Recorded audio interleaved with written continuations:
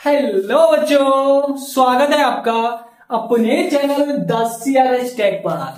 तो बच्चों मैं आपको बता दूं, हम आपको लेकर आ चुके हैं क्लास 12 वालों के लिए मैथ का पूरे पेपर का हल।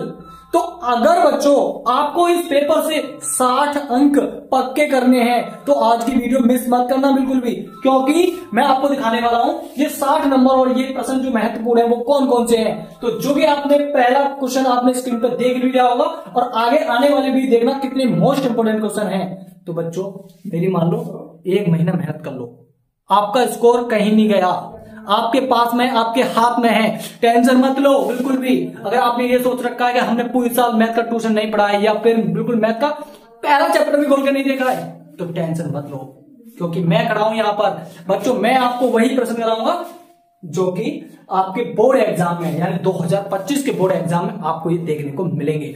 और ये इस पेपर का सॉल्यूशन मैं क्यों लेकर आया हूं, क्योंकि इसमें बहुत ही महत्वपूर्ण प्रश्न आए हुए हैं। मैं पूरा पेपर कहां लेकर आऊंगा, मात्र आपको मोस्ट इंपोर्टेंट क्वेश्चन है जो आपकी बार देखे जाएंगे वही प्रश्न कराने वाला हूं इसमें, जो कि मैं आपकी स्क्रीन पर पहला क्वेश्चन लेकर भी आ चुका हूं।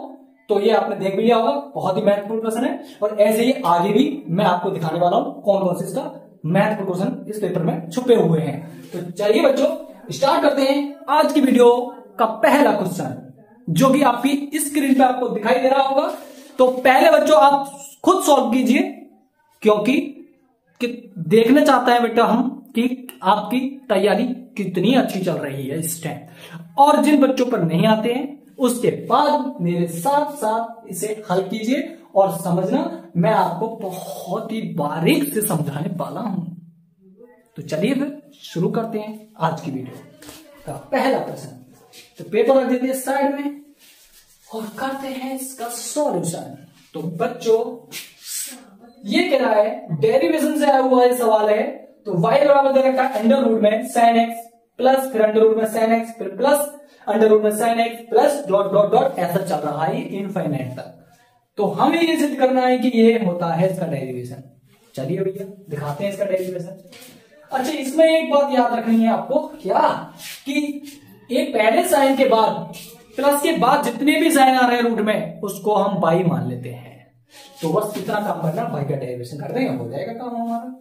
तो सॉल्यूशन लिखते हैं यहां पर।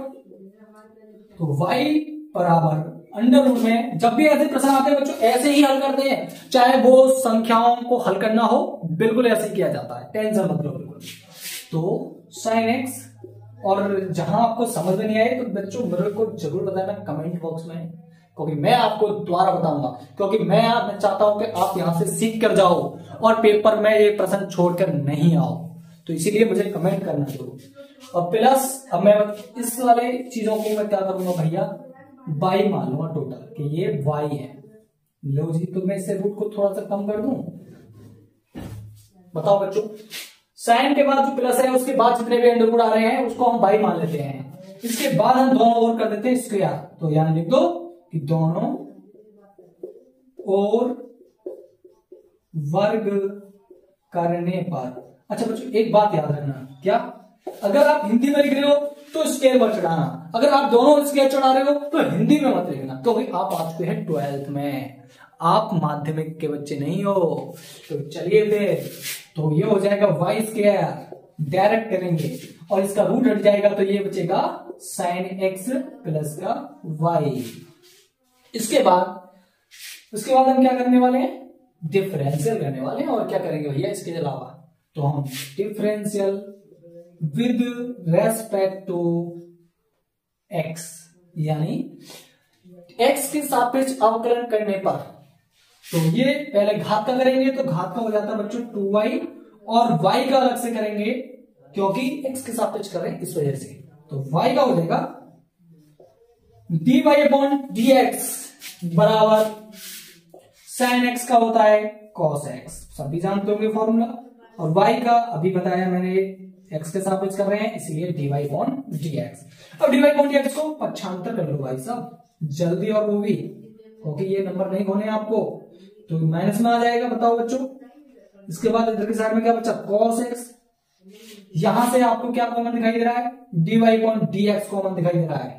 और ये मैं आपको बता दूंगा अभी क्या नंबर में पूछा जाएगा आपसे, अभी बताऊंगा बिल्कुल। देखो बस यहां से जैसे हम dy अपॉन dx कॉमन लेंगे तो यहां बचेगा 2y और यहां बचेगा माइनस के 1 और यहां पर है बच्चों cos x। लो जी आ गया। देखो जल्दी बराबर dy अपॉन dx बराबर जो गुणा में होता है वो कहां जाता है, वो जाता है भाग में। भाग मतलब भाग में। तो ये आ गया। देखो चेक करो जल्दी फटाफट, क्या क्वेश्चन में यही सिद्ध करवाना था बिल्कुल। तो मैं आपको बता दूं ये जो प्रश्न पूछा जाएगा वो 2 अंक में पूछा जाएगा आपसे। अरे इतने कम नंबर में? बिल्कुल भाई साहब, जिसका जितना सॉल्यूशन होगा वो उतने ही नंबर में तो पूछा जाएगा। अब मैं आपको बता दूं आगे आने वाले हैं 6 नंबर के क्वेश्चन मैं आपको दिखाऊंगा अभी, और उन प्रश्नों को बच्चों कोई नहीं बता सकता। मैं तो कह रहा हूं बोर्ड वाले भी नहीं बता सकते। 100% रखेंगे, बस मान लो अंक चेंज कर देंगे लेकिन क्वेश्चन वही रखेंगे। तो समझ लो 60% तो मैथ का पेपर आउट होता है। अगर आपको यकीन ना हो तो मैं आपको पेपर में आपको अलग से दिखाऊंगा कि कौन कौन से प्रश्न आपके हर बार हर साल पूछे जाते हैं। तो इसीलिए चलिए बच्चों इसका सॉल्यूशन पहले बताइए, आपको समझ में आया? उम्मीद करता हूं समझ में आया होगा। अब चलते हैं प्रश्न नंबर 2 की ओर। तो क्या होने वाला है वो दूसरा मोस्ट इंपोर्टेंट क्वेश्चन इस पेपर से, कौन सा होने वाला है? इसका अगला क्वेश्चन। तो मैं इसे रफ करता हूं, तो थोड़ा सा मेरे को वीडियो पॉज करनी पड़ेगी जिससे कि मैं क्वेश्चन को नोट कर सकूं। तो चलिए बच्चों हमने प्रश्न नंबर 2 उतार लिया है स्क्रीन पर, तो करते हैं इसका सॉल्यूशन। ये भी बच्चों मैं आपको बता दूं ये भी 2 नंबर में पूछा जाएगा आपसे, तो बहुत ही अच्छा प्रश्न है। तो सबसे पहले इसका सॉल्यूशन देखते हैं बहुत ही बारीक बारीक से। तो पहले क्वेश्चन को पढ़ लेते हैं। अच्छा तो ये कह रहा है एक स्थल झील में एक पत्थर डाला जाता है और तरंगे 5 सेंटीमीटर प्रति सेकंड की गति से चलती हैं। मतलब जैसे हम आपने देखा होगा जैसे पानी में पत्थर डालते हैं, तालाब में डालो या कहीं पर आप तालाब के किनारे गए होंगे और उसमें कंकड़ी फेंकते हैं, तो कंकड़ी फेंकते हैं आपने देखे होंगे कि इस प्रकार से वो वृत्ताकार एक तरंगे बनती हैं और जो कि वो तालाब के किनारे की ओर चलती जाती हैं, बढ़ती चली जाती हैं। तो वही ये तरंगे हैं। तो वो क्या कह रहा है कि 5 सेंटीमीटर प्रति सेकंड की दर से वो चलती हैं। तो जब वृत्ताकार तरंग की त्रिज्या 8 सेंटीमीटर है तो उस क्षण घिरा हुआ क्षेत्रफल किस दर से बढ़ रहा है, यानी उसका एरिया किस तरह से बढ़ रहा है। तो चलिए इसका सोल्यूशन कैसे करते हैं देखते हैं। तो बेटा ये इससे समझो, ये वाली चीज समझो। ये जो दरकार 5 सेंटीमीटर प्रति सेकंड की गति से, अब आपको बताए जब वृत्त बनना है तो वृत्त में कौन सी राशि होती है?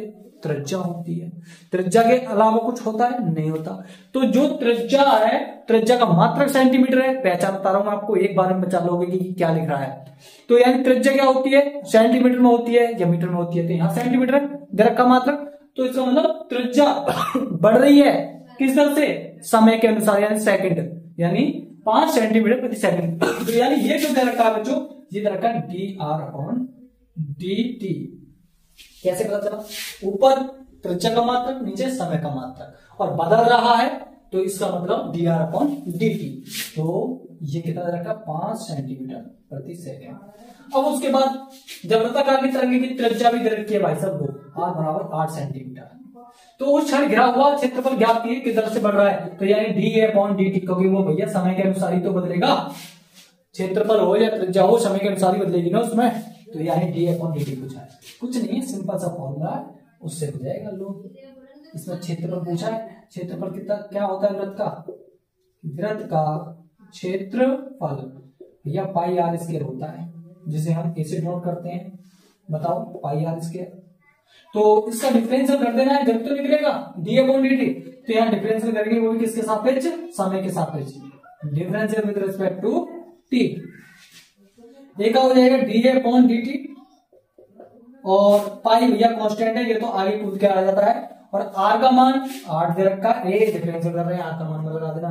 तो पहले घात का करेंगे तो घात का हो जाएगा 2r, और फिर r का अलग से करेंगे क्योंकि t के सापेक्ष कर रहे हैं, जो कि हो जाएगा dr/dt। अब लगा दो, सब कुछ दिया है, ये पूछा है आपसे। पाई है ही हमारे पास और 2 गुणा r का मान 8 है और ये dr/dt दे रखा 5 है। तो मेरे हिसाब से गुणा करेंगे तो कितना बैठ जाएगा? 8 दूनी 16, 16 पंजे 80 पाई, यानी 80 पाई वर्ग सेंटीमीटर, क्योंकि क्षेत्रफल का मात्रक वर्ग में आता है, वर्ग सेंटीमीटर प्रति सेकंड की दर से बढ़ रहा है।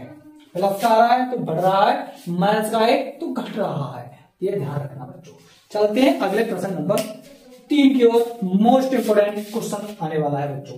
अच्छा भाई डायरेक्ट जवाब देता हूं क्योंकि इसका सॉल्यूशन मैं जहां तक हूं यहीं पे हो जाएगा।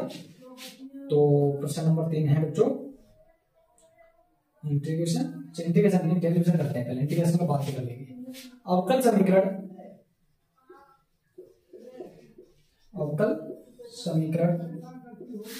दे रखी है आपको, एक्स वाई स्क्वायर प्लस के एक्स और डी एक्स प्लस के वाई एक्स स्क्वायर प्लस के वाई और के डी वाई और ये बराबर 0 को हल कीजिए,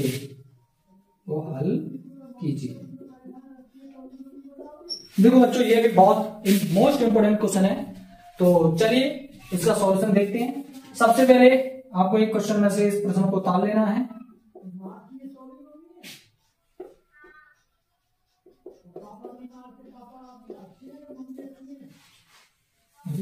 हमारा माइक कहां चला गया, नीचे चला गया। देखो भैया सब कुछ टेम्परेरी है, माइक की आवाज भी कहां सुननी होगी, ध्यान रख लेते हैं।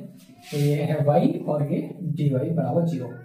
इसके बाद इस वाले को मतलब पक्षांतर कर देंगे और यहां से देखो x कॉमन है तो यहां से हम x कॉमन लेने के बाद y स्क्वायर प्लस 1 बचेगा और ये dx, और इसको पक्षांतर करेंगे तो वहां से हमें क्या कॉमन दिखाई देगा, y कॉमन देगा, पर ये माइनस का हो जाएगा इधर जाकर, ये ध्यान रखना। और ये बचेगा एक्स स्क्वायर प्लस के 1। इतना तो सभी बच्चों से ये आता ही होगा, ये dy।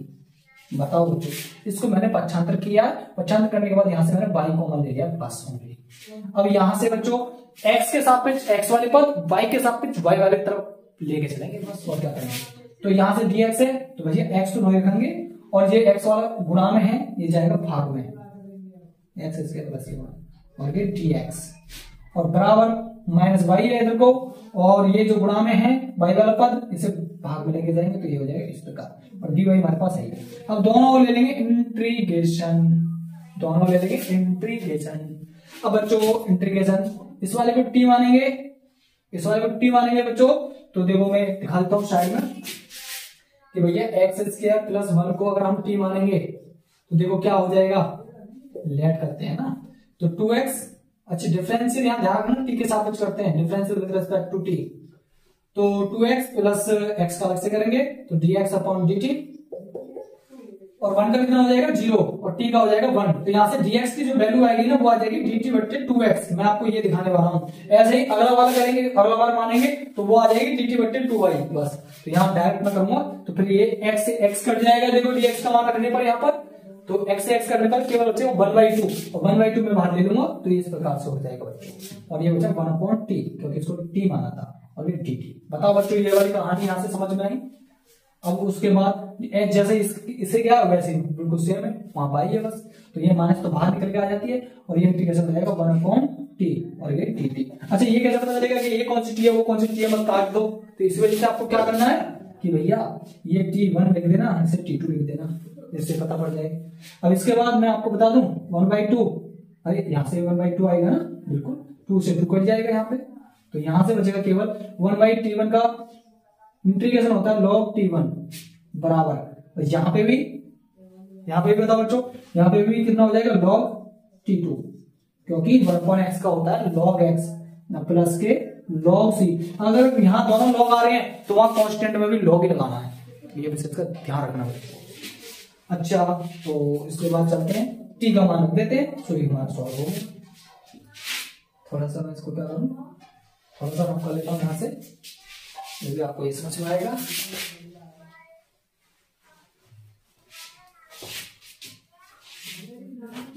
तो बच्चों ये log t1 का मान हमारा क्या था, क्या माना था हमने, ये तो माना था पूरा ठीक मेरा, तो यानी यहां रख देंगे एक्स स्क्वायर प्लस के 1, और उसके बाद अच्छा ये log इसको उल्लन लिया है क्या, log t2 को उल्लन लिया क्योंकि y वाले x वाले तरफ एक तरफ ले आओ, और ये हो जाएगा माइनस के log t2, पर t2 को माना था ना भाई साहब, y स्क्वायर प्लस 1 क्योंकि इसके लिए माना था।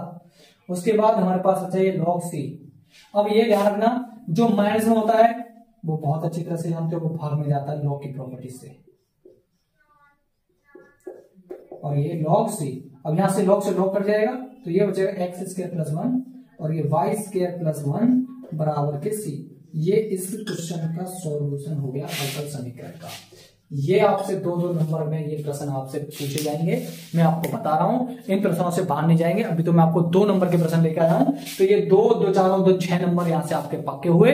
अब बच्चों अगला प्रश्न मैं आपको लेके आने वाला हूं और ये प्रश्न आपको मैं लेके आऊंगा कल की वीडियो में, क्योंकि हमारी ये वीडियो ज्यादा बड़ी अपलोड नहीं हो पाएगी, इस वजह से हम आपसे उम्मीद करते हैं कि ये प्रश्न अच्छे लगे होंगे आपको। और इसी प्रकार अब आपको कल की वीडियो में 5 नंबर के प्रश्न लेके आएंगे और फिर उसके बाद 6 नंबर के, यानी पूरे 60 नंबर में आपको पक्के कराने वाला हूं इस पेपर से। आप जाइए नहीं, क्योंकि आप देख लो बच्चों, पेपर में ये वाला प्रश्न तो 100% पूछा जा रहा है, क्योंकि ये 6 नंबर में, अरे 6 नंबर में नहीं है, ये है आपका 8 नंबर में।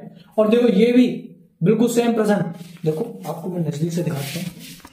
देखो ये पेपर, ये क्वेश्चन आपकी बार जरूर पूछा जाएगा, इसे तैयार कर लेना, रट लेना। और देखो ये वाला भी प्रश्न, और उसके बाद ये वाला प्रश्न तो पिछले से पिछले वर्ष आया था, आपको भी पता है।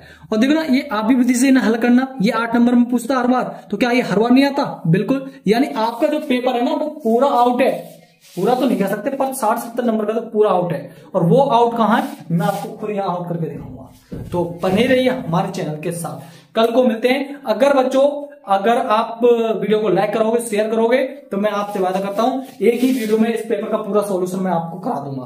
तो अगर जब तक आप सपोर्ट करो बच्चों, धन्यवाद, मिलते हैं कल की वीडियो में।